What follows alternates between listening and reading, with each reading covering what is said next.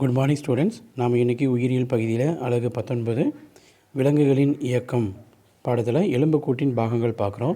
பொதுவாக மனிதனின் உடலானது 2 வகைகளாக பிரிக்கப்படுகிறது. அதனுடைய எலும்பு சட்டகமானது ஒன்று அச்சு சட்டகம், ரெண்டாவது இணையுறுப்பு சட்டகம்ன்ட்டு. அந்த அச்சு சட்டகம் என்பதை பற்றி நம்ம முதல்ல பார்க்கலாம். எலும்பு மண்டலமானது உடல் இயக்கத்திற்கு உதவும் எலும்புகள் மற்றும் அதனுடன் தொடர்புடைய கட்டமைப்புகளால் ஆனது. இது 2 முக்கிய பகுதிகளாக பிரிக்கப்பட்டு உள்ளது. அவை அச்சு எலும்புக்கூடு மற்றும் இணையுறுப்பு எலும்புக்கூடு. அச்சு எலும்புக்கூடுங்கிறது தலைப்பகுதி, முதுகெலும்பு தொடர் மற்றும் தோள்பட்டை எலும்பு, மார்பெலும்பு ஆகியவற்றை உள்ளடக்கியது. இணையுறுப்பு சட்டகம் என்பது கை கால்களுடைய எலும்புகள், இடுப்பு எலும்புகள் போன்றவை எல்லாமே இணையுறுப்பு சட்டகத்தில் இருக்கக்கூடிய எலும்புகள். ஓகே, முதல்ல நம்ம பார்க்கக்கூடியது அச்சு சட்டக எலும்புக்கூடு.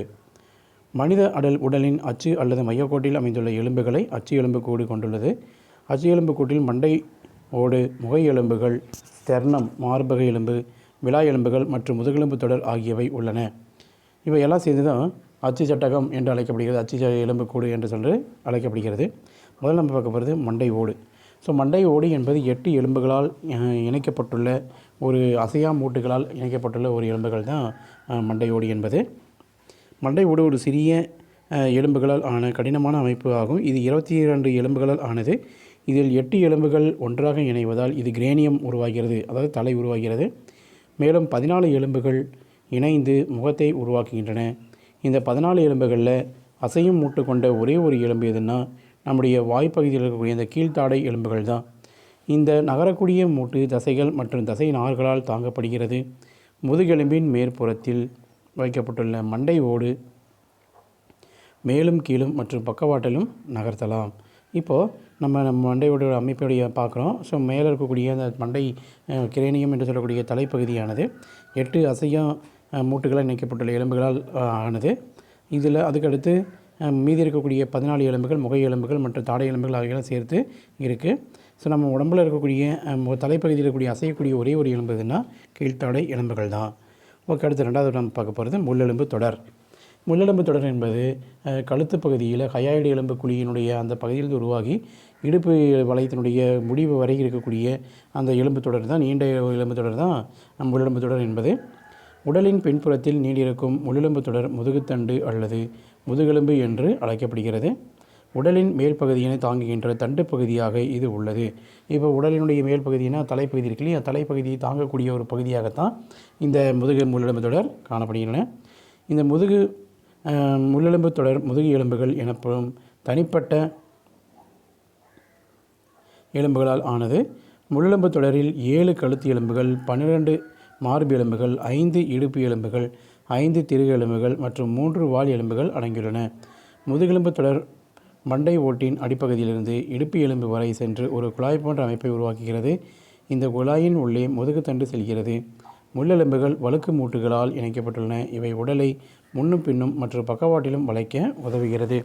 இப்போ இந்த முள்ளெலும்பு தொடர் இருக்கு இல்லையா, முள்ளெலும்பு தொடரானது ஒரு குறிப்பிட்ட பகுதியில், அதாவது கழுத்து பகுதியிலிருந்து இடுப்பு பகுதி வரைக்கும் இணைக்கப்படுகின்ற ஒரு மையப்பகுதி மைய அச்சுக்கோடு ஆக செயல்படுவதோடு மட்டுமில்லாமல் இது உடலினுடைய மேற்பகுதியான தலைப்பகுதியை தாங்குவதோடு மட்டுமில்லாமல் இது உடலுடைய அசைவுக்கும் முன் பின் மற்றும் மேல் கீழ் ஆகிய அசைவுகளுக்கு தேவையான அசைவை ஏற்படுத்துகின்றன. இது பார்த்திங்கன்னா வழுக்கு மூட்டு என்று சொல்லக்கூடிய இந்த மூட்டுகளால் இணைக்கப்படுகின்றன. ஓகே, முள்ளெலும்பு தொடரினுடைய செயல்பாடுகள் என்னென்ன அப்படிங்கிறத பற்றி பார்க்கலாம். இது தண்டு வடத்தை பாதுகாக்கிறது. அதாவது இந்த முள்ளெலும்பு தொடரினுடைய மையப்பகுதியில் ஒரு குழி இருக்கும். அந்த குழிப்பகுதியில் மூளையினுடைய தொடர்ச்சியாக நீண்டு வருகின்ற தண்டுவடமானது இடுப்பு பகுதி வரைக்கும் செல்கின்றன. அந்த இடுப்பு பகுதி வரைக்கும் செல்கின்ற அந்த தண்டுவடமானது இந்த முள்ளெலும்பு தொடரினுடைய உள்ளே இருக்கக்கூடிய அந்த குழிகளுக்குள்ளார மூடி பாதுகாப்பாக வைக்கப்பட்டுள்ளது. ஓகே, அடுத்தது தலைப்பகுதியை தாங்குகிறது. விலா எலும்புகளுக்கான இணைப்பாக செயல்படுகிறது. அதாவது விலா எலும்புகள் இருக்கு இல்லையா, 12 விலா எலும்புகள் ஆகியவற்றை இணைக்கக்கூடிய ஒரு பகுதியாக இந்த முள்ளெலும்பு தொடர் அமைந்துள்ளன. மார்பு மற்றும் இடுப்பு வளையங்கள் இணையம் இடமாக செயல்பட்டு ஆற்றிற்கு உறுதியளிக்கிறது. இப்போ மார்பு பகுதி மற்றும் இடுப்பு பகுதி ஆகியவை இணைகின்ற ஒரு பகுதியாகத்தான் இந்த முள்ளெலும்பு தொடரானது காணப்படுகின்றன. அடுத்தது மனித எலும்புக்கூட்டிற்கு அசைவை அளிக்கிறது. இப்போ மனித எலும்புக்கூடு பார்த்திங்கன்னா நம்ம முதுகை வளைக்கிறோம். அது குறிப்பிட்ட அளவு குறிப்பிட்ட ஒரு சின்ன அசைவு மட்டும்தான் இருக்கும். அதிகப்படியான வளைவுகள்லாம் இருக்காது. நடக்கவும் நேரான தோரணையில் நிமிர்ந்து நிற்கவும் உதவுகிறது. அந்த உடலானது நேர்கோட்டில் இருக்க நிமிர்ந்து இருக்கக்கூடிய ஒரு உடலமைப்பை நமக்கு இந்த முள்ளெலும்பு தொடரானது கொடுக்கிறது. அடுத்தது மார்பு எலும்பு அல்லது விலா எலும்புகள். மார்பெலும்பு அல்லது விலா எலும்பு என்பது மார்பு கூட்டில் நுரையீரலை பாதுகாக்கக்கூடிய ஒரு முக்கியமான ஒரு எலும்பு தொடர் தான் மார்பு எலும்பு அல்லது விலா எலும்பு என்பது. இந்த விலா எலும்பு மார்பு பகுதியில் இடம்பெற்றுள்ளது. இது 12 ஜோடி விலா எலும்புகளை கொண்ட கூம்பு வடிவ அமைப்பாக காணப்படுகின்றன. விலா எலும்புகள் பின்புறத்தில் உள்ள முதுகெலும்புடன் இணைக்கப்பட்டு ஒரு கூண்டு போன்ற அமைப்பாக காணப்படுகின்றன. முன்புறத்தில் 10 ஜோடி விலா எலும்புகள் மார்பக எலும்புடன் இணைக்கப்பட்டுள்ளன. 2 ஜோடி விலா எலும்புகள் தனித்து காணப்படுகிறது. இவை மிதக்கும் விலா எலும்புகள் என்று அழைக்கப்படுகிறது. சுவாசித்தல் நிகழ்வின் பொழுது சுருங்கி விரிவடையும் வகையில் விலா எலும்பு அமைக்கப்பட்டுள்ளது. நுரையீரல், இதயம், கல்லீரல் மற்றும் பிற உறுப்புகளையும் இது மூடி பாதுகாக்கிறது. இப்போது நம்ம இந்த மார்பக எலும்பை பார்க்குறோம். இந்த விலா எலும்பானது மார்பெலும்போடு இணைந்து ஒரு கூடு போன்ற அமைப்பினை ஏற்படுத்துகின்றன. இந்த கூடு போன்ற அமைப்பானது உள்ளிருக்கக்கூடிய நுரையீரல், இதயம் மற்றும் கல்லீரல் ஆகிய முக்கியமான உறுப்புகளை மூடி பாதுகாக்கக்கூடிய ஒரு வேலையை செய்கின்றன. இந்த 12 ஜோடி விலா எலும்புகளானது 3 வகைகளாக பிரிக்கிறோம். அதாவது 1 முதல் 7 ஜோடி இருக்கக்கூடிய அந்த எலும்புகளானது நேரடியாக மார்பெலும்புடன் இணைந்து காணப்படுகிறது. இதற்கு உண்மை விலா எலும்புகள் என்று அழைக்கப்படுகிறது. அதுக்கடுத்து 8, 9, 10 ஆகிய 3 விலா எலும்புகளும் 7வது விலா எலும்புடன் இணைந்து காணப்படும். இதற்கு பொய்யான விலா எலும்புகள் என்று அழைக்கப்படுகின்றன, மார்பெலும்போடு இணையாமல். அடுத்தது 11 மற்றும் 12வது விலா எலும்புகள் அந்த 10வது விலா எலும்புடைய விளிம்பில் ஒட்டாமல் மிதந்து தனிப்பட்ட முறையில் தனித்து இருக்கும். இதற்கு மிதக்கும் விலா எலும்புகள் என்று அழைக்கப்படுகின்றன. சரியா? இந்த விலா எலும்புகளானது முன்பக்கம் இருக்கக்கூடிய மார்பக எலும்போடு இணைந்து ஒரு மார்பு கூட்டினை ஏற்படுத்துகின்றன. ஓகே, அடுத்தது உங்களுக்கு தெரியுமா, மனிதன் மற்றும் ஒட்டகச்சிவிங்கியின் கழுத்தில் ஒரே ஒரு எண்ணிக்கையிலான எலும்புகள் உள்ளன. ஆனால் ஒட்டகச்சிவிங்கியின் முதுகெலும்புகள் மிக நீளமானவை.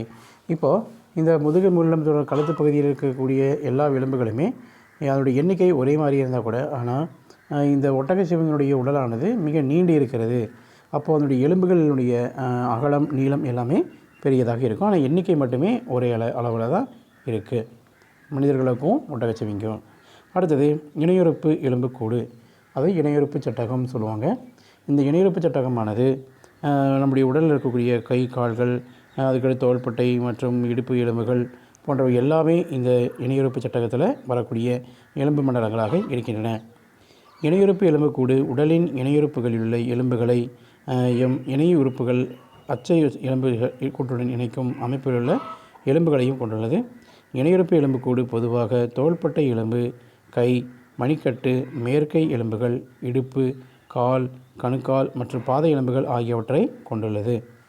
நம்ம முதல்ல பார்க்க போகிறது தோள்பட்டை எலும்பு அல்லது பெக்டோரல் எலும்பு. தோள்பட்டை எலும்பு முன்பக்கத்தில் காலர் எலும்பாலும் பின்புறத்தில் தோள்பட்டை சுத்தியாலும் உருவானது. காலர் எலும்பினை ஒரு முனையில் மார்பக எலும்பும் மறுமுனையில் தோள்பட்டை சுத்தியும் தாங்குகின்றன. தோள்பட்டை எலும்பு குழி போன்ற ஒரு கிண்ண அமைப்பை உருவாக்கியுள்ளது. இது மேல் கையின் பந்து பகுதியை இணைக்கின்றது. இந்த பந்து கிண்ண மூட்டை உருவாக்குகிறது. இந்த வளையம் பெக்டோரல் வளையம் என்று அழைக்கப்படுகிறது.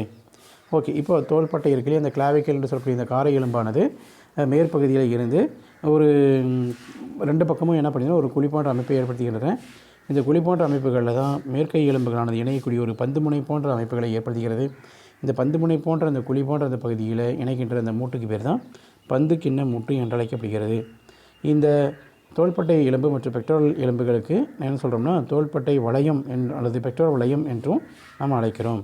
ஓகே, அடுத்த வகுப்புகளில் நம்ம மீதி இருக்கக்கூடிய பகுதிகளை நம்ம பார்க்கலாம் இந்த இணையுறுப்பு சட்டகத்தில்.